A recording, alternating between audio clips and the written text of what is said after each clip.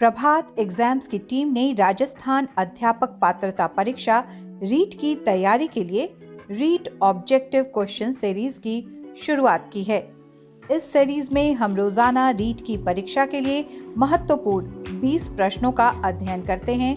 रीट की परीक्षा से संबंधित अन्य महत्वपूर्ण प्रश्नों का अध्ययन करने के लिए आप प्रभात प्रकाशन की पुस्तकों को Amazon या फ्लिपकार्ट से भी खरीद सकते हैं, जिसका लिंक डिस्क्रिप्शन में दिया गया है। और आइए अब शुरू करते हैं episode number 18, practice set 1। Question number 1, मनोविज्ञान ने सर्वप्रथम अपनी आत्मा का परित्याग किया, फिर अपने मन का और फिर अपनी चेतना का। अभी वो एक प्रकार के व्यवहार को संजोए हुए है।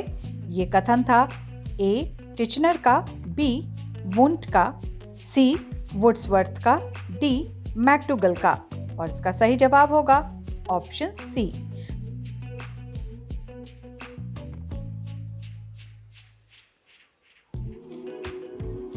क्वेश्चन नंबर 2, डैश के अनुसार इदम, अहम तथा पराहम व्यक्तित्व के 3 घटक हैं। ए बंडूरा, बी युग, सी एडलर, डी फ्रायड। सही जवाब होगा ऑप्शन डी।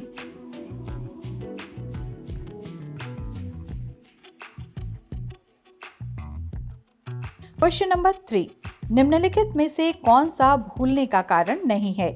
ऑप्शन ए मानसिक द्वंद्व, बी पुनरावृत्ति का अभाव, सी सीखने की मात्रा, डी शिक्षक की योग्यता। सही जवाब होगा option D.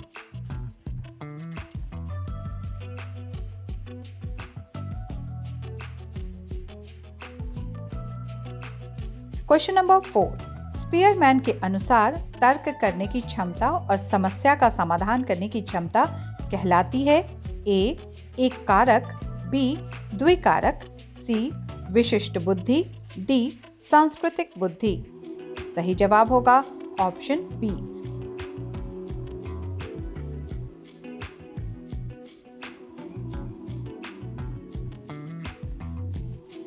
Question number 5, Sikandar Lodi ने किस नगर की स्थापना की थी? A Allahabad, B Sikandarabad, C Kanpur, D Agra. सही जवाब होगा ऑप्शन डी।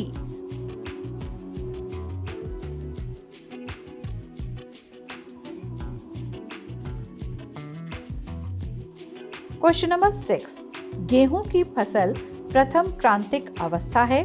ऑप्शन ए बालियां निकलना, बी दुग्धावस्था, सी कल्ले निकलना, डी इनमें से कोई नहीं। सही जवाब होगा ऑप्शन सी।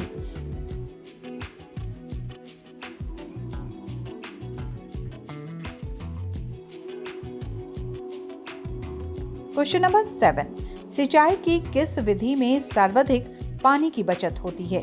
ए टपक सिंचाई विधि, बी फड विधि, सी चल्ला विधि, डी प्रवाह विधि। सही जवाब होगा ऑप्शन ए।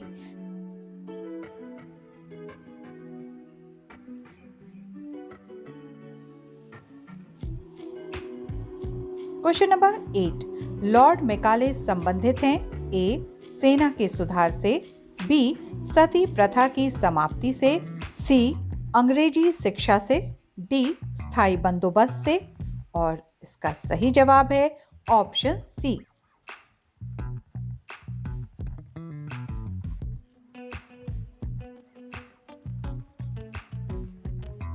क्वेश्चन नंबर 9, भारतीय राष्ट्रीय कांग्रेस की प्रथम महिला अध्यक्ष थीं? ए सुचिता Kripalani, B Rajkumari Amrit Kaur, C Nalini Sengupta, D Annie Besant.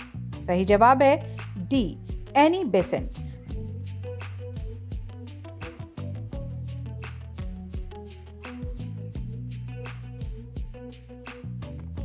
Question number 10, भारतीय इतिहास में स्वर्ण युग किस काल को कहा जाता है? ए मौर्य काल, बी वैदिक काल, सी गुप्त काल, डी वर्धन काल। सही जवाब होगा ऑप्शन सी।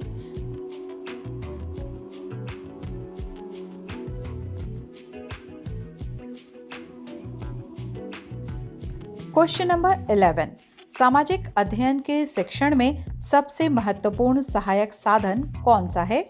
ए. व्याख्यान, बी. श्रव्य दृश्य, सी. कार्य निर्धारण, डी. वाद विवाद। सही जवाब होगा ऑप्शन बी।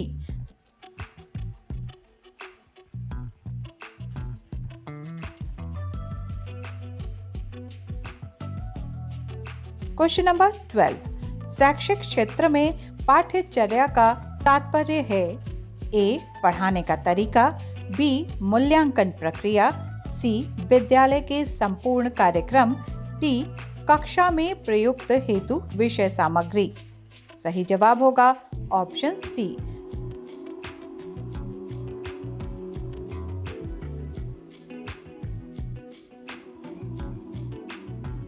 Question number 13। निम्नलिखित में से कौन सा शब्द रात्रि का पर्यायवाची नहीं है? ए. छपा, बी. शशक, सी. शर्वरी, डी. यामिनी। सही जवाब है ऑप्शन बी।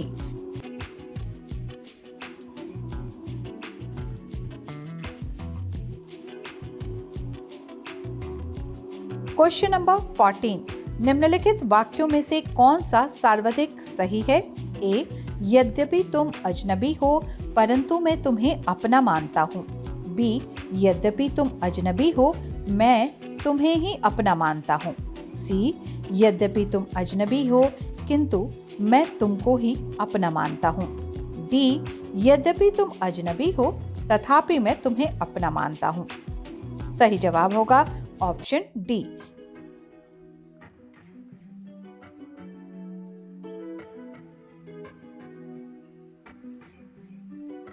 Question number 15। निषिद्ध शब्द का विलोम है? ए. विहित, बी. संदिग्ध, सी. अनुपयोगी, डी. प्रतिबंधित। सही जवाब होगा option A.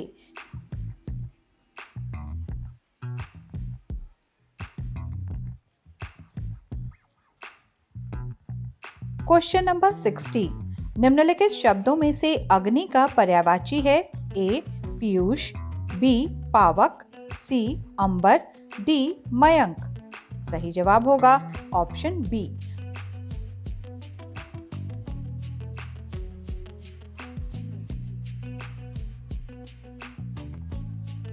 Now it comes question number 17.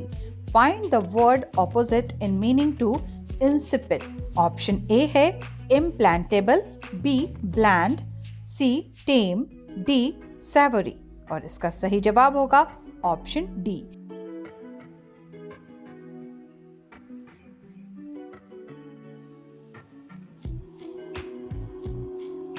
Question number 18। The major difference between an article and speech is: A. Speech is more formal, B. Speech is more informal, C. Speech is more descriptive, D. All of the above। और इसका सही जवाब होगा option A.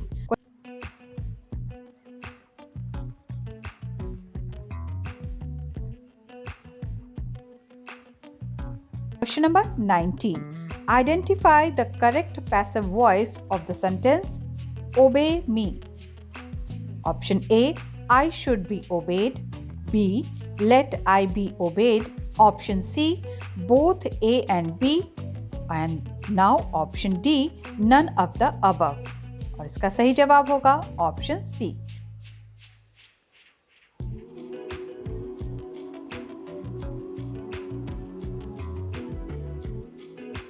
Question number 20. Find the word nearest in meaning to remorse. Obdurate, B. Hard, C. Penitent, D. None of these। और इसका सही जवाब होगा ऑप्शन सी।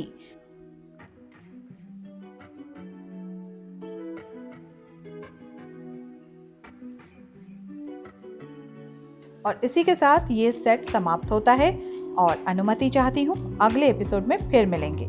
नमस्कार।